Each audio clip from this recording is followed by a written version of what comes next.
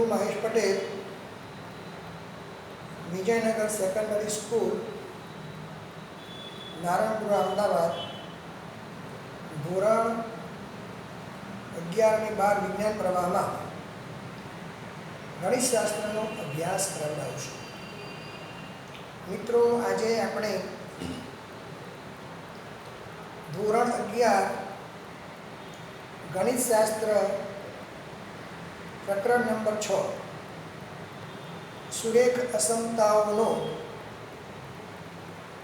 આપણે અભ્યાસ કરવાના છીએ તાસ નંબર 1 ની અંદર. આમ જોવા જઈએ તો મિત્રો, સુરેખ અસમતાઓ જે છે એ અસમતાઓની પ્રારંભિક શરૂઆત ધોરણ 8-9 ની અંદર પણ આવી જાય છે, સામાન્ય વસ્તુ. અહીં આગળ આપણે પહેલાં તો એની વ્યાખ્યા સમજીશું. સુરેખ અસમતા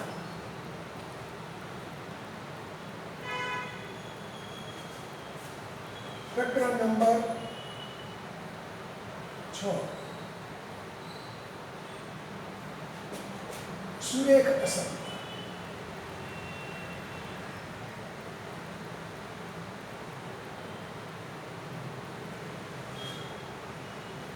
તો બે વાસ્તવિક સંખ્યાઓ અને વાસ્તવિક વિધેયો પદાવલી વચ્ચે આપણે લેસ ધેન ગ્રેટર ધેન બે વાસ્તવિક સંખ્યાઓ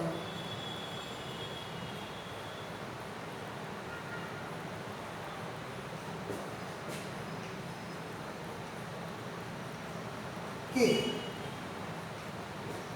બે પદાવલીઓ વચ્ચે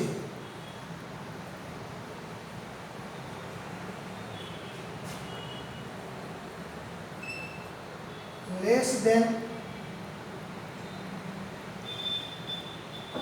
greater than less than or equal to greater than or equal to જેવા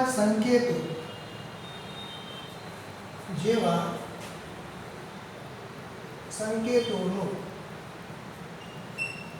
ઉપયોગ કરીએ છીએ, જેને આપણે અસમતાઓ કહીએ છીએ, અસમતા તરીકે ઓળખીએ છીએ.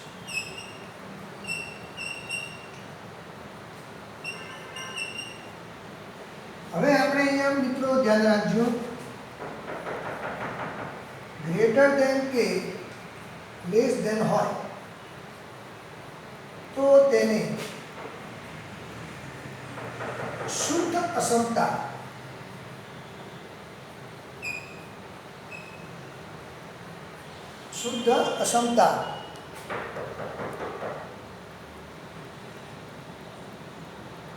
અથવા તો ચુસ્ત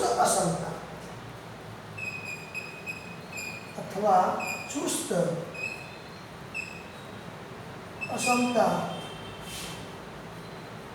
તરીકે ઓળખીએ છીએ. એવી જ રીતે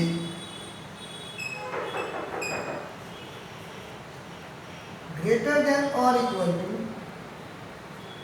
કે less than or equal to હોય તો તેને મિશ્ર અસમતા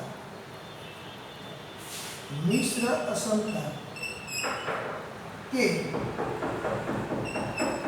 અશુદ્ધ અસમતા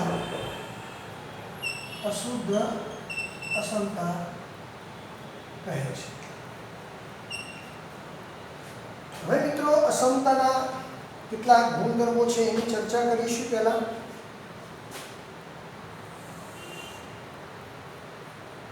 કે કેટલાક પરિણામ છે.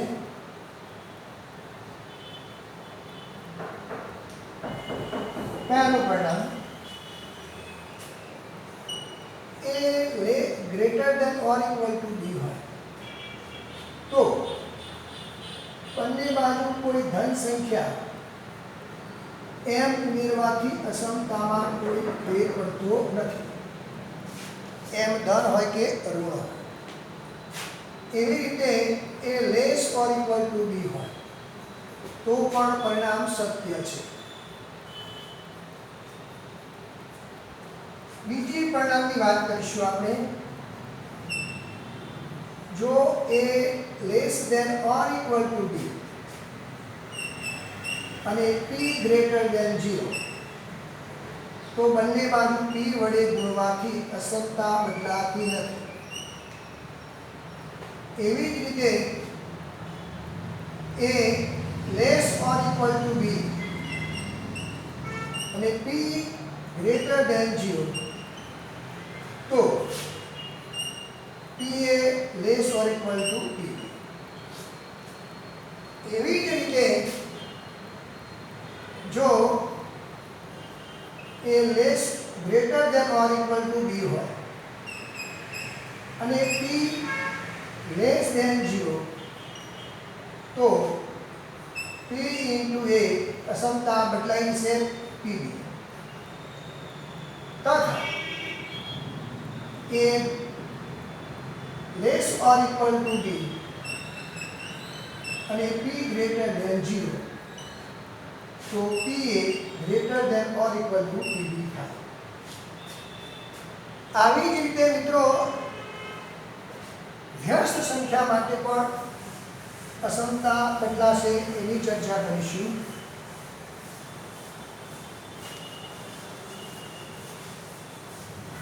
આગળ પરિણામ જોઈશું આપણે. a greater than or equal to b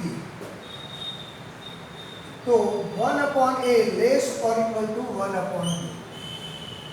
એવી રીતે a less than or equal to b તો 1 upon a greater than or equal to 1 upon b.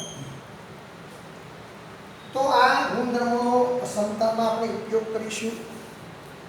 અહીં આગળ આપણે શરૂઆતનો ટોપિક જે છે એ એક ચલ સુરેખ અસમતા, એક ચલ સુરેખ અસમતા નો ઉકેલ અને આલેખ પર નિરૂપણ કરીશું. તો આપણે સ્વાધ્યાયના દાખલા ગણીશું. દાખલા નંબર સ્વાધ્યાયનો 6.1 નો પહેલો દાખલો.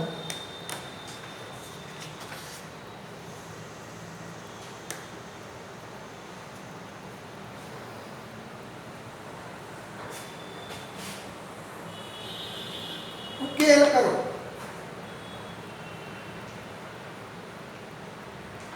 मान लो कि 4x पहलो दाखलो છે અહીંયા 24x લેસ ધેન 100 અને આલેખમાં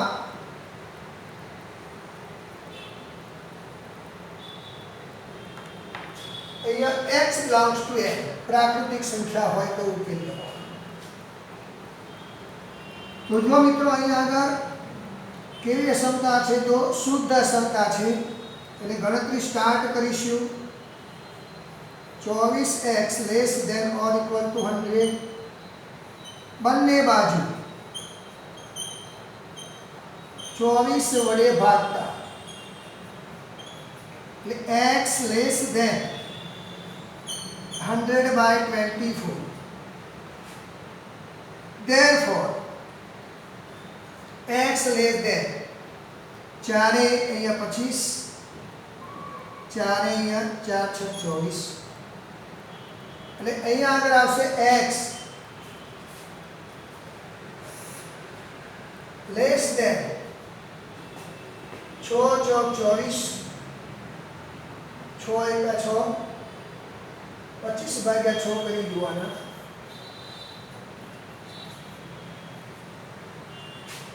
6 એકા 6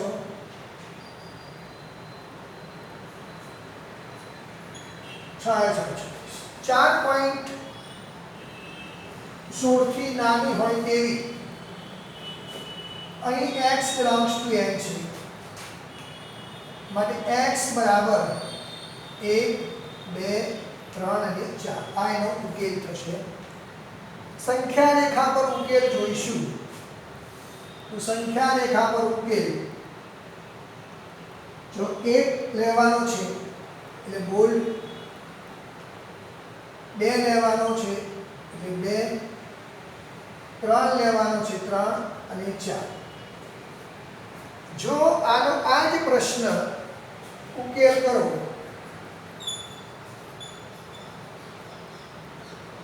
for 24x less than 100 અને x એ પૂર્ણાંક સંખ્યા હોય જો અહીંયા ઉકેલ કરો અને આલેખ દો એવું લખીશું ને ચલો અને આલેખ દો આ પહેલો પ્રશ્ન અહીંયા એના એક પ્રશ્ન છે પણ પૂર્ણાંકમાં ઉકેલ શું જ્યાં x belongs to z તો મિત્રો અહીંયા આગળ જે ગણતરી કરી છે એ જ પ્રમાણે ગણતરી કરવાની 24x less than 100 બંને બાજુ 24 વડે ભાગતા 100 ભાગ્યા 24 અહીંયા આવશે 4.16 x belongs to z છે માટે x બરાબર ડેશ ડેશ ડેશ -3 -2 -1 0 1 2 3 અને 4 આ એનો ઉકેલ થાય હવે આગળ એક દાખલો જોઈશું આપણે વાસ્તવિક સંખ્યા માટે ઉકેલ શોધો ચલો વાસ્તવિક સંખ્યા માટે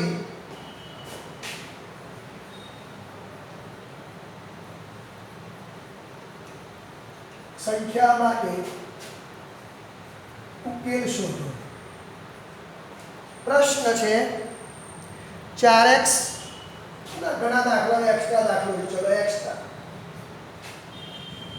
2x + 3 less than ધારો કે 5x + 2 x belongs to r વાસ્તવિક સંખ્યામાં ઉકેલ શોધવાનો છે તો મિત્રો અહીં આગળ સૌથી પહેલા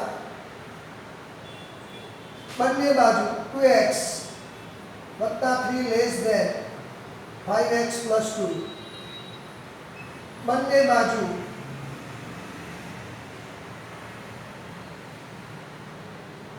x બાદ કરતા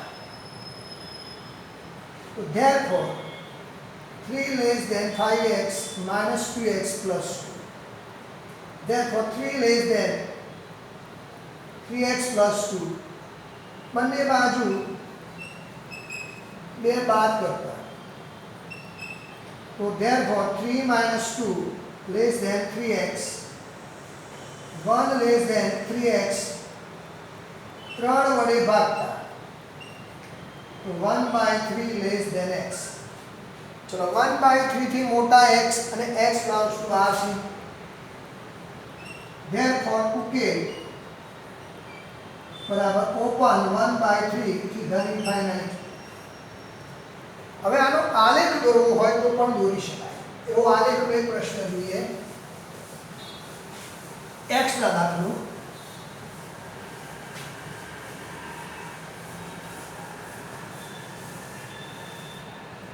આલેખનો પ્રશ્ન છે એક્ઝામ્પલ x ના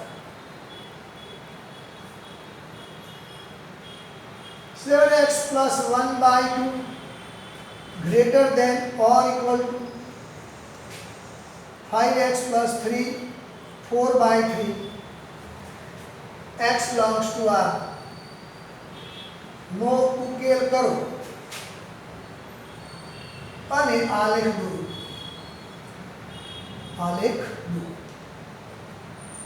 તો મિત્રો અહીં આગળ ઉકેલ કરીશું 7x વત્તા 1/2 ગ્રેટર ધેન 5x પ્લસ 4/3. બંને બાજુ 2 વડે ગુણતા અને 3 વડે પણ ગુણતા. તો 3 into 7x plus 1, 2 into 5x plus 4. સાદરૂપ એટલે કૌંસ ખોલીશું ત્યારે 21x વત્તા 3 ગ્રેટર ધેન 5 × 10x વત્તા 8. બંને બાજુ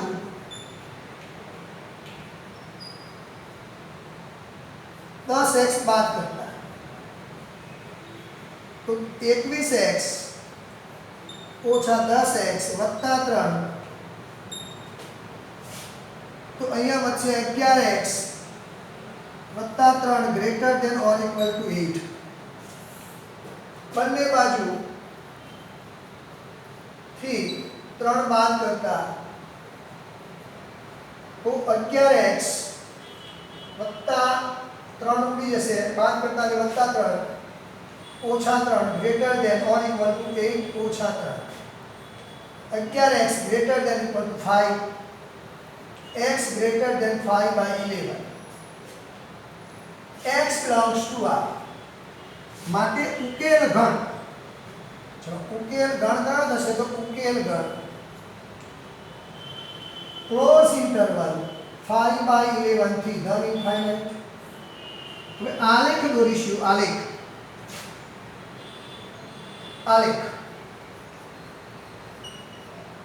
હવે એકચલ સુરેખ અસમતાનો આલેખ દોરવાનો હોય તો આપણે જ્યારે જ્યારે એકચલ સુરેખ અસમતા હોય તેની સંખ્યા રેખા પર આલેખનું નિરૂપણ કરીશું.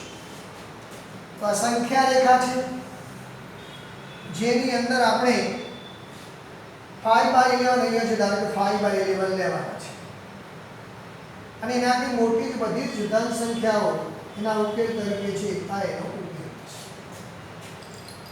તો મિત્રો અહીં આગળ આપણે એકચલ સુરેખ અસમતાઓ ના ઉકેલ અને આલેખ કેવી રીતે ગણાય એની ચર્ચા કરી રહ્યા છીએ. આગળ એક દાખલો જોઈશું. સ્વાધ્યાયનો દાખલો છે. જુઓ મિત્રો, દાખલા નંબર આપણે લઈશું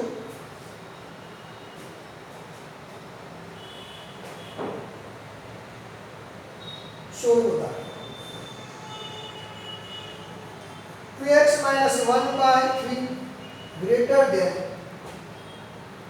3x minus 2/4 minus 2 minus x by 5.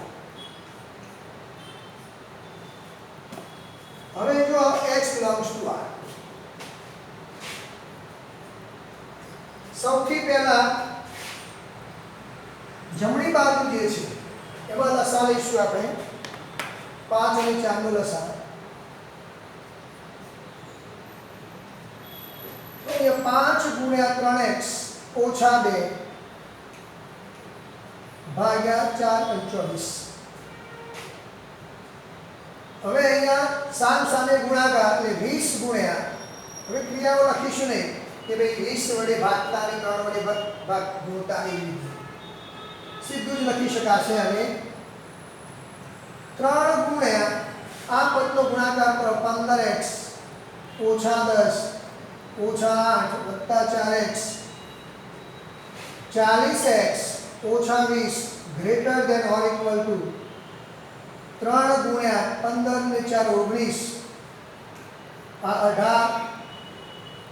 therefore 40x ઓછા 20 ગ્રેટર ધેન 19 તરી 57 18 તરી 54. તો 54 આ બાજુ આવશે, 54 ધન થશે, 20 બાદ થશે, ગ્રેટર ધેન 57x ઓછા 40x આ વધે 34 greater than or equal to 57 અને 7 એ 17. તો therefore x is less than or equal to 34 ભાગ્યા 17 એટલે 2. therefore x તરીકે જવાબ આપણને મળ્યો છે x less than or equal to x less than or equal to 2 માટે ઉકેલ ગણ બરાબર ક્લોઝ ઇન્ટરવલ 2 3 ધન ઇન્ફાઇનાઇટ. આલેખ આલેખમાં મિત્રો સંખ્યા રેખા પર જ આલેખ દોરવાનો. અહીં આગળ 2 લેવાના છે. 2 થી ધન સંખ્યા અનંત તરફ આ એનો ઉકેલ થશે મિત્રો. હવે મિત્રો આપણે આ એકચલ શ્વેત અસમતાના ઉપયોગની મદદથી કેટલાક કૂટ પ્રશ્નો પણ ગણી શકીએ છીએ. તેઓ આપણે કૂટ પ્રશ્નોની ચર્ચા કરીશું. પહેલો કૂટ પ્રશ્ન છે રવિએ પહેલી 2 એકમ કસોટીમાં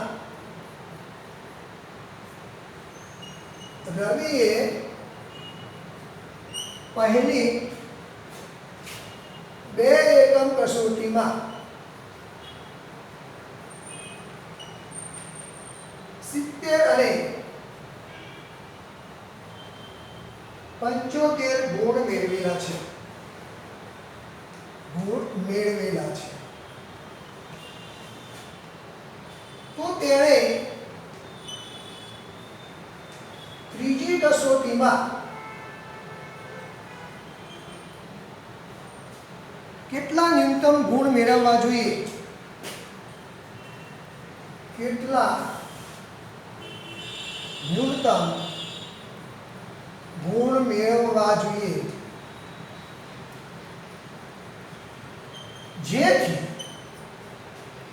જેથી તેના સરેરાશ ગુણ ઓછામાં ઓછા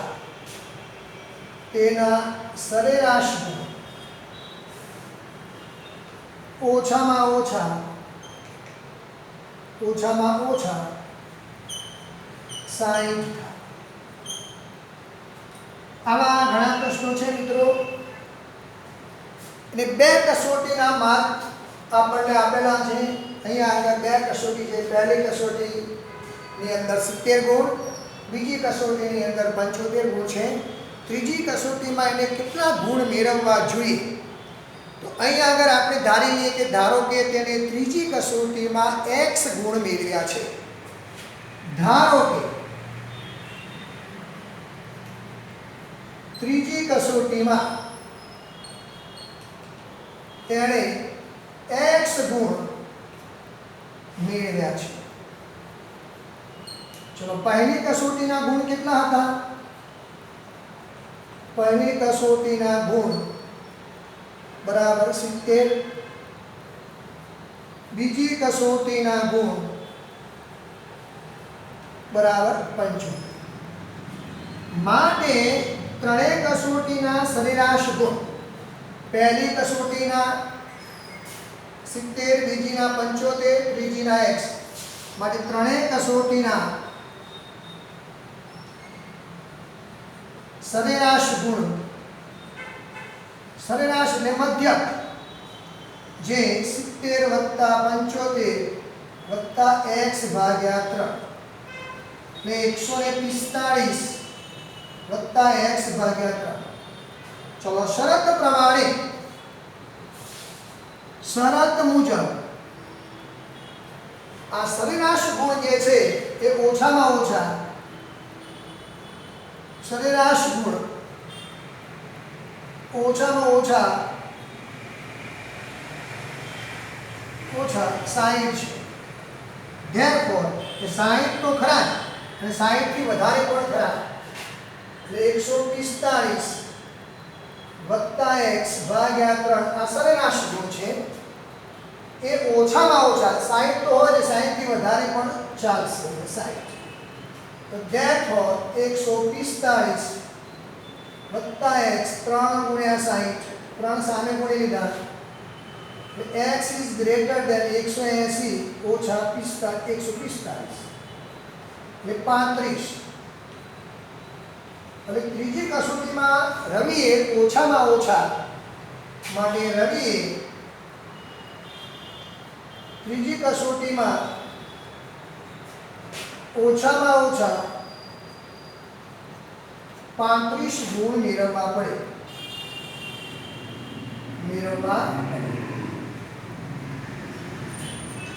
આવો એક પ્રશ્ન આપણે વિચારીએ તો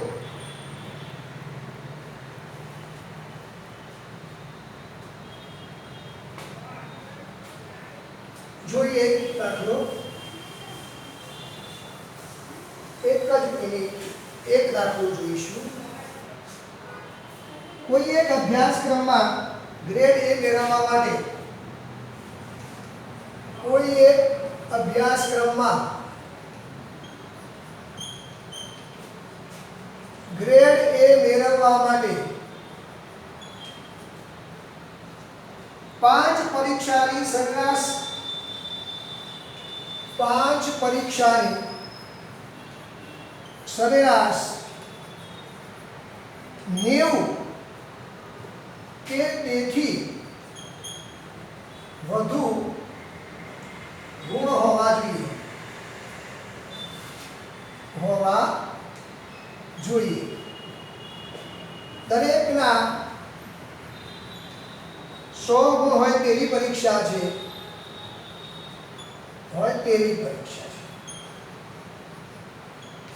તો સુનીતાના પ્રથમ 4 પરીક્ષાના ગુણ 87, 92, 94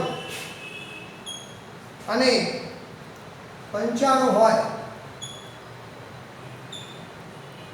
તો તેણે એ ગ્રેડ મેળવવા છેલ્લી કસોટીમાં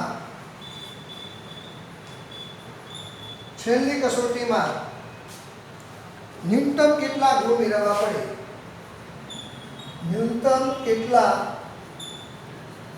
મેળવવા પડે? તો મિત્રો જો અહીંયા આગળ આપણે હમણાં દાખલો રવિવારે ભણેલા જેવો જ દાખલો છે. ત્યાં આગળ 2 કસોટી હતી. ત્રીજી કસોટીના ગુણ એવી રીતે મેળવવાના હતા જેની ન્યૂનતમ કિંમત ઓછામાં ઓછી એ વાત કરી. અહીંયા પણ ન્યૂનતમ શબ્દ છે. અહીંયા 5 કસોટીની વાત છે. તો ધારો કે સુનીતાએ 5મી કસોટીમાં x ગુણ મેળવવા પડે. અહીં x ની કિંમત 100 થી નાની રહેશે કારણ કે 100 ગુણની કસોટી છે. ધ્યાન રાખજો મિત્રો. હવે આ 5 કસોટીના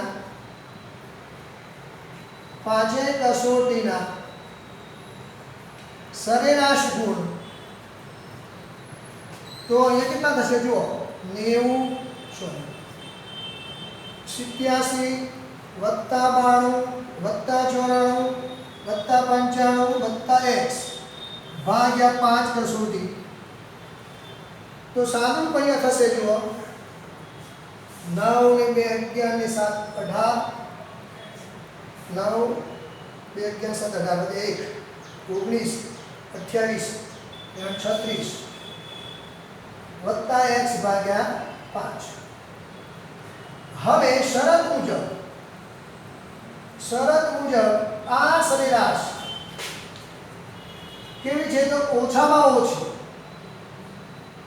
કેટલી? તો 90 થવી જોઈએ. તો therefore 90 less or equal to, ધ્યાન રાખજો મિત્રો અહીંયા આગળ 90 લેસ ઓર ઇક્વલ ટુ